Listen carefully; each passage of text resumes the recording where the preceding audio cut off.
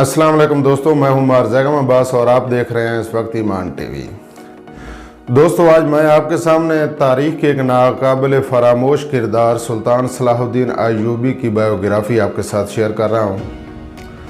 امید کرتا ہوں آپ دوستوں کو بہت پسند آئے گی، اور اگر آپ نے ابھی تک میرا چینل سبسکرائب نہیں کیا تو پلیز میرے چینل کو سبسکرائب کر دیجئے تاکہ تاریخی شخصیات کی مستند بایوگرافی آپ کو دیکھنے کو مل سکے۔ دوستو، سلطان صلاح الدین ایوبی کو پیدائشی طور پر حکمران نہیں تھا، بلکہ یہ اپنے چچا شیر کو جو نور الدین زنگی کی فوج کے کمانڈر تھا، یہ اس کے ساتھ ہی اسی حیثیت سے یہ فوج کے ساتھ جنگیں لڑنے کے لیے جاتا تھا۔ نور الدین زنگی یہ وہی دوستو بندہ ہے جس کو رسول پاک صلی اللہ علیہ وسلم کی خواب میں زیارت ہوئی، اور دو یہودیوں کو جو سرنگ کے ذریعے رسول پاک صلی اللہ علیہ وسلم کی نعوذ باللہ قبر مبارک تک جا رہے تھے تو اس کو اس نور الدین زنگی نے پکڑ کر قتل کیا۔ دوستو، یہ اپنے چچا کی بھتیجے ہونے کی وجہ سے یہ فوج میں شامل رہا اور مختلف جنگوں میں اس نے شرکت کی۔ اس دور میں عباسی سلطنت جو کہ صرف بغداد تک محدود تھی، اور شام اور عراق کے دوسرے جو علاقے تھے وہ مختلف خود مختار حکمرانوں کے پاس تھے، اور مصر جو تھا اس پر فاطمی خاندان کا دار و حکومت تھا، اور بیت المقدس اور فلسطینی علاقوں پر صلیبیوں کا کنٹرول تھا۔ نور الدین زنگی کی فوج نے شام کے مختلف علاقوں اور عراق کے مختلف علاقوں پر قبضہ کر لیا اور اپنے ان علاقوں کو فتح کر لیا۔ اس کے بعد نور الدین زنگی نے اپنی فوج کو مصر کی فوج کی مدد کے لیے مصر بھیجا، جس میں سلطان صلاح الدین ایوبی بھی ساتھ چلے گئے۔ اب مصر کی جو سلطنت تھی وہاں پر کرپشن کا دورہ تھا، اور کرپشن کی وجہ سے مصر کے تقریباً زیادہ تر معاملات جو تھے وہ مصر کے وزیروں کے ہاتھ میں تھے، اور مصر کے خلیفہ کا بہت ہی کم عمل دخل تھا۔ انہی حالات میں سلطان صلاح الدین ایوبی کے چچا شیر کو کا انتقال ہو گیا، اور اپنے چچا کے انتقال کے بعد نور الدین زنگی نے اپنی فوج کے نئے کمانڈر کو سلطان صلاح الدین ایوبی کو مقرر کر دیا، اور سلطان صلاح الدین ایوبی نے مصر کے خلیفہ کو برطرف کر کے خود نور الدین زنگی کے خلیفہ کے طور پر مصر پر حکمران بن گئے۔ اب دوستو، سلطان صلاح الدین ایوبی اگر چاہتا تو ساری زندگی مصر پر حکمرانی کرتا رہتا، لیکن حالات نے کروٹ بدلی اور نور الدین زنگی رحمۃ اللہ علیہ کا انتقال ہو گیا۔ اب نور الدین زنگی کے انتقال کے بعد حالات بہت خراب ہوتے چلے گئے، اور ان کے سائشی عمرہ عناصر جو تھے انہوں نے مختلف سائشیں کرنی شروع کر دی۔ اب نور الدین زنگی کا ایک بیٹا تھا الصالح جو کہ کم عمر تھا، وہ بھی انہی کے ہاتھوں میں کھیل رہا تھا۔ اب سلطان صلاح الدین ایوبی نے جب حالات دیکھے تو اس نے مصر کو ایک الگ سلطنت کا درجہ دے دیا، اور بعد میں فیصلہ کیا کہ وہ ان کے ساتھ جو نور الدین زنگی کے سائشی عمرہ عناصر ہیں ان کے ساتھ جنگ کرے گا۔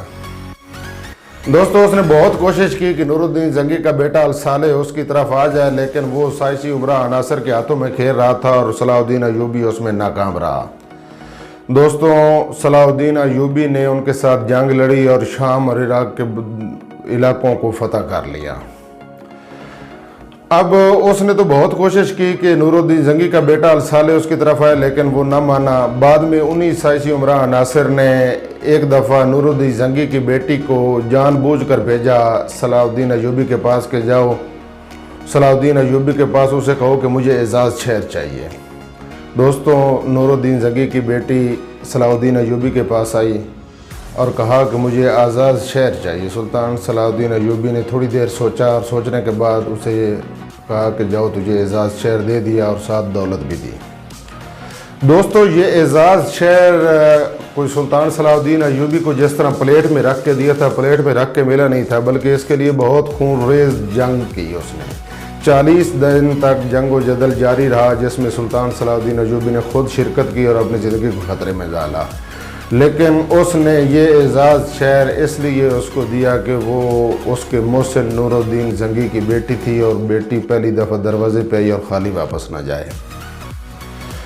دوستو، جب نور الدین زنگی کے جو سائنسی عناصر تھے، جب انہوں نے دیکھا کہ وہ سلطان صلاح الدین ایوبی کے ساتھ جنگ کر کے تو نہیں جیت سکتے، تو انہوں نے فیصلہ کیا کہ کسی طریقے سازش کر کے سلطان صلاح الدین ایوبی کو راستے سے ہٹایا جائے۔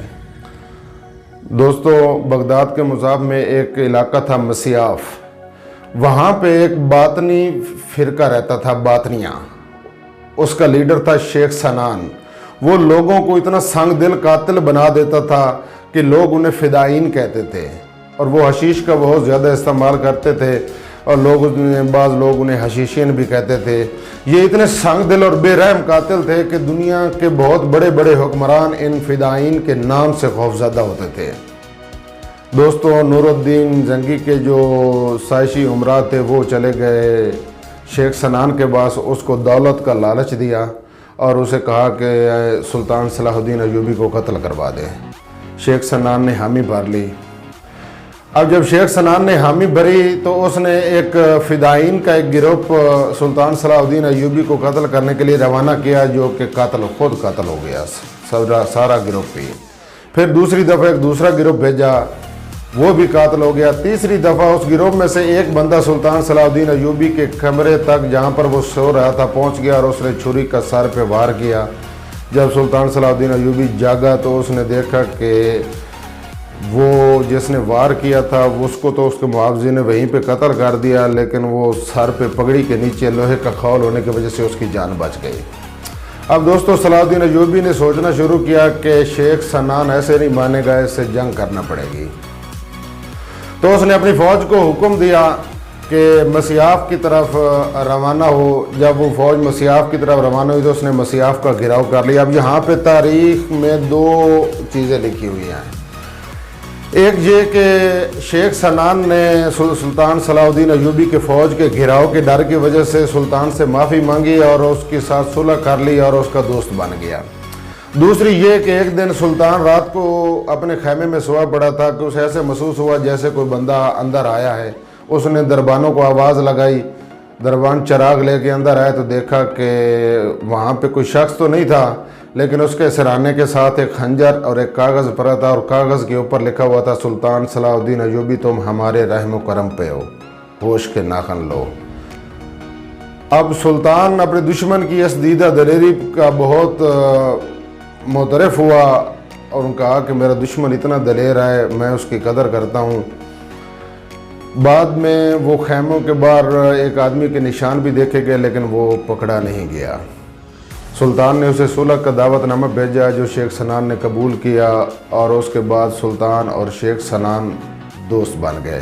یہ سلطان کی ایک خوبی تھی کہ وہ اپنے دشمنوں کی تعریف کرتے تھے اور وہ اپنے دشمنوں کو دوست بنانے کی مہارت رکھتے تھے۔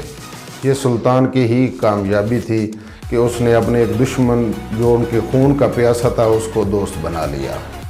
دوستو، سلطان کے لیے یہ نور الدین زنگی کے سائشی عمرہ یا یہ جو شیخ سنان تھا یہ اصل مقصد نہیں تھا۔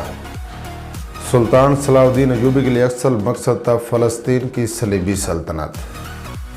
جی ہاں دوستو، فلسطین کی صلیبی سلطنت ان کا اصل مقصد تھا، اور وہ ابھی امن کے ساتھ رہنا ہی نہیں چاہتے تھے۔ سلطان کیونکہ ہر وقت امن کا داعی ہوتا تھا، یہ مسلمانوں کے ساتھ بھی امن کی بات کرتا تھا اور صلیبیوں کے ساتھ بھی، اور بدقسمتی سے مسلمانوں اور صلیبیوں دونوں کے ساتھ سلطان کو جنگ کرنی پڑی۔ سلطان نے مسلمانوں کے ساتھ ایک امن کی کانفرنس بھی کی اور ان کے درمیان ایک معاہدہ بھی کروایا۔ اب سلطان نے فیصلہ کیا کہ ان صلیبیوں کے ساتھ جنگ کی جائے، اور اس نے مصر سے فلسطین پر حملہ کر دیا، اور یہ حملہ بہت زبردست تھا، اور بہت سے قلعوں کو یہ سلطان فتح کرتے کرتے آخر کار فلسطین کے جب قریب پہنچا تو بہت ساری فوج اس کی قلعوں کی حفاظت کے لیے پیچھے اس کو چھوڑنا پڑی، اور اس کی فوج آدھی رہ چکی تھی۔ اب صلیبیوں نے جو اس کا حکمران تھا وارڈمن فور نے جب سلطان پہ حملہ کیا تو اس وقت یہ آدھی فوج رہ گئی تھی، اور سلطان کو مجبوراً پیچھے ہٹنا پڑا۔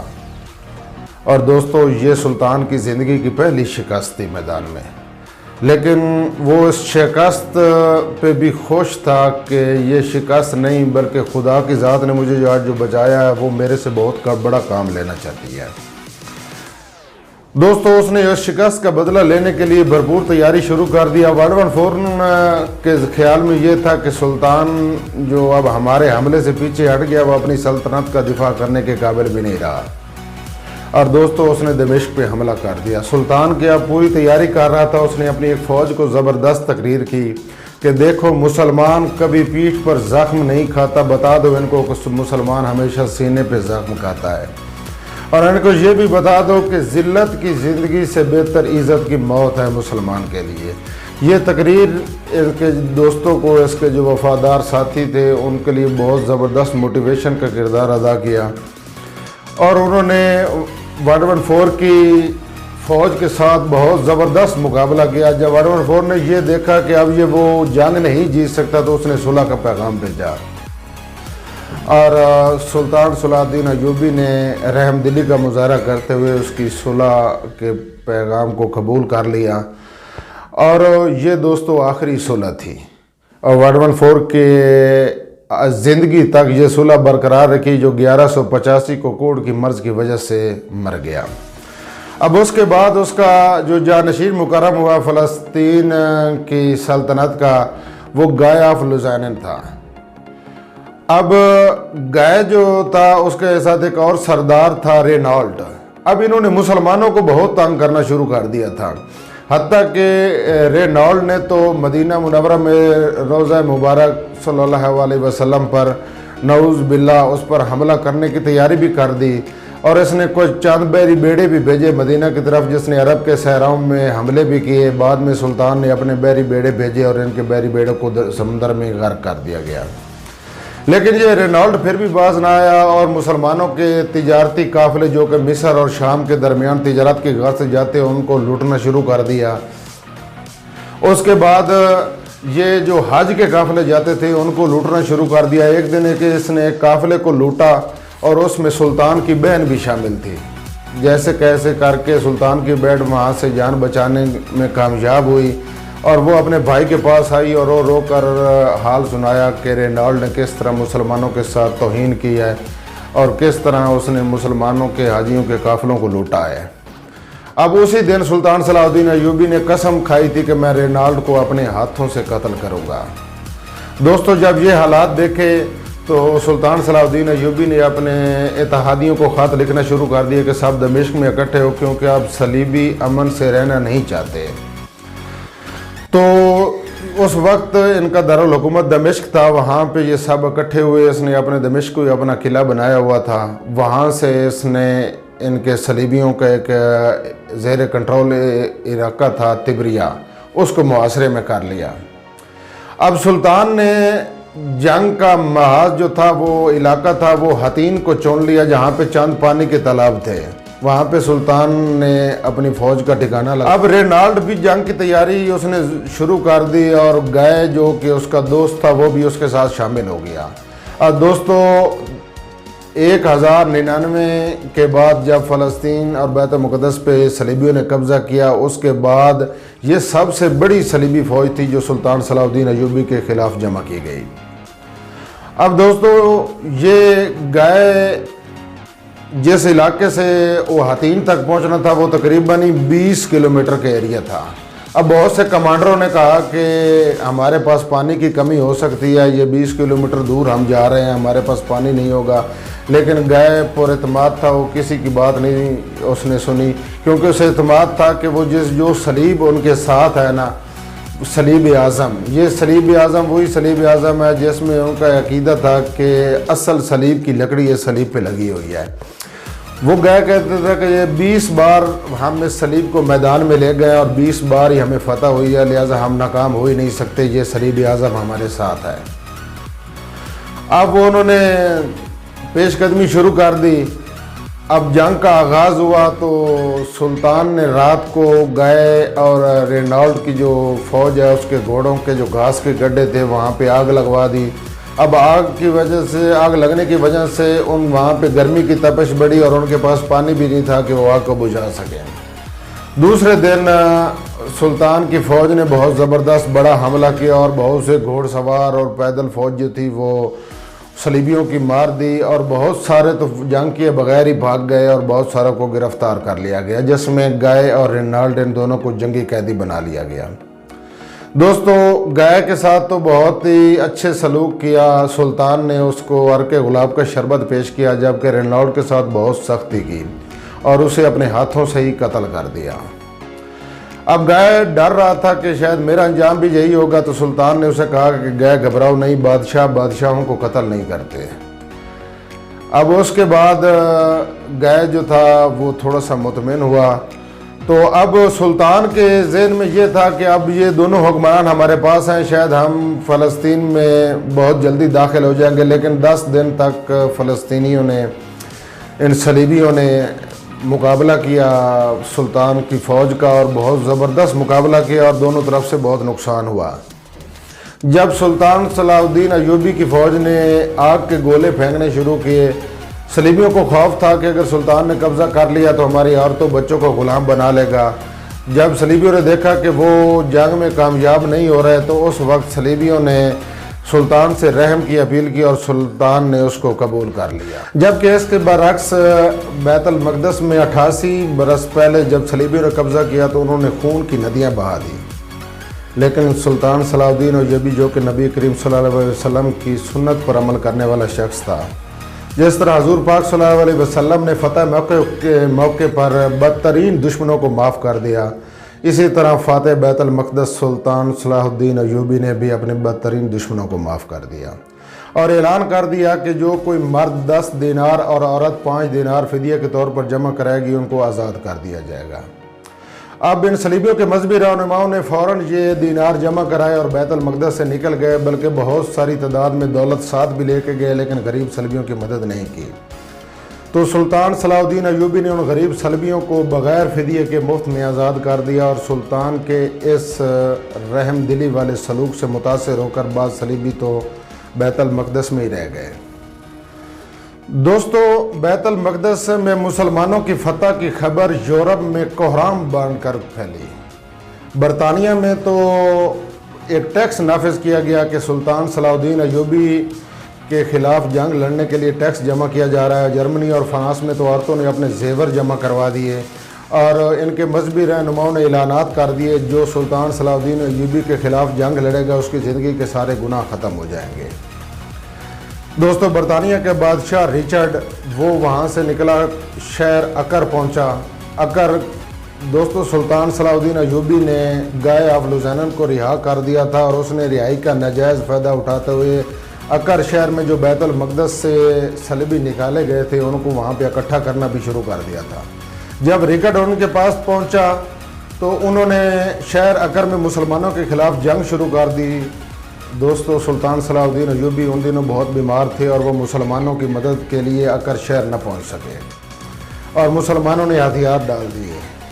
ریچرڈ نے تقریباً 4000 مرد، خواتین اور بچوں کو جنگی قیدی بنا لیا۔ جب سلطان صلاح الدین ایوبی کو یہ خبر ملی تو انہوں نے پیغام بھجوایا کہ تاوان کے بدلے مسلمان قیدیوں کو رہا کر دیں، اور انہوں نے بلکہ تاوان کی ایک قسط بھی بھیج دی ریچرڈ بادشاہ کو، لیکن ریچرڈ نے یہ کہہ کر انکار کر دیا کہ اس معاملے میں صلیبی رہنماؤں کو اعتماد میں نہیں لیا گیا۔ بعد میں ریچرڈ نے ان 4000 قیدیوں کو بے دردی سے قتل کر دیا۔ جب سلطان صلاح الدین ایوبی کو یہ خبر ملی تو ان کو بہت غصہ آیا۔ بعد میں ریچرڈ بادشاہ نے شہر جفا کی طرف پیش قدمی کی اور جفا پہ بھی قبضہ کر لیا۔ اب سلطان صلاح الدین ایوبی بیت المقدس میں دفاعی پوزیشن پہ آ گیا اور ریچرڈ اس پوزیشن میں نہیں تھا کہ وہ بیت المقدس پہ قبضہ کر سکے، تو سلطان نے جفا شہر کی طرف پیش قدمی کی اور جنگ شروع کر دی۔ اب یہ بہت عرصہ جنگ جاری رہی لیکن اس کا نتیجہ کوئی نہ نکل سکا۔ اسی جنگ کے دوران ریچرڈ بیمار ہوا تو سلطان صلاح الدین ایوبی نے ریچرڈ کے لیے دوائیں اور شربت بھیجی اور بلکہ خود بھی عیادت کے لیے چلے گئے۔ انہی دنوں میں ریچرڈ کو خبریں مل رہی تھیں کہ ان کا بھائی جان انگلینڈ میں ان کی سلطنت میں بغاوت پیدا کر رہا ہے، تو ریچرڈ نے سلطان کو صلح کی آفر کی جو سلطان نے قبول کر لی، اور اس صلح کے نتیجے میں اکر اور جفا شہر جو صلیبیوں کے حوالے کر دیا گیا اور بیت المقدس میں مقدس مقامات پر صلیبیوں کو اجازت دے دی گئی۔ اس کے بعد ریچرڈ واپس برطانیہ چلا گیا اور سلطان واپس دمشق چلا گیا۔ دوستو، سلطان صلاح الدین ایوبی کچھ عرصہ بعد بہت شدید بیماری کی حالت میں 4 مارچ 1193 کو سلطان صلاح الدین ایوبی کی روح پرواز کر گئی اور فوت ہو گئے۔ یہ خبر جو وہاں پہ لوگ تھے ان کے اوپر بجلی بن کر گری، وہ بہت پریشان تھے، زار و قطار رو رہے تھے۔ دوستو، یورپ نے بیت المقدس پر مسلمانوں کی فتح کو کبھی بھی دل سے قبول نہیں کیا، بلکہ اس کی اپنی انا کا مسئلہ ہی بنایا، اور یورپ میں آج تک سلطان صلاح الدین ایوبی کو غیر مسلموں کا دشمن تصور کرتے، جبکہ حقیقت میں وہ غیر مسلموں کے دشمن نہیں تھے، بلکہ وہ تو ہمیشہ امن کے داعی تھے۔ 1917 میں پہلی جنگ عظیم میں جب جرمنی اور فرانس کی فوجوں نے ترک کی عثمانیہ سلطنت کا خاتمہ کیا اور بہت بڑا عرب خطہ اپنے قبضے میں لیا، تو فرانس کے ایک جنرل نے سلطان صلاح الدین ایوبی کی قبر کو ٹھوکر مار کے کہا کہ اٹھو صلاح الدین ایوبی، ہم واپس آ گئے ہیں۔ دوستو، یہ تھے سلطان صلاح الدین ایوبی۔ اگر آپ کو یہ ویڈیو پسند آئی ہے تو پلیز اس کو لائک کیجئے گا، میرے چینل ایمان ٹی وی کو سبسکرائب کیجئے گا اور بیل آئیکن پہ پریس کیجئے گا تاکہ آپ کو ہر آنے والی ویڈیوز ملتی رہیں۔ خدا حافظ۔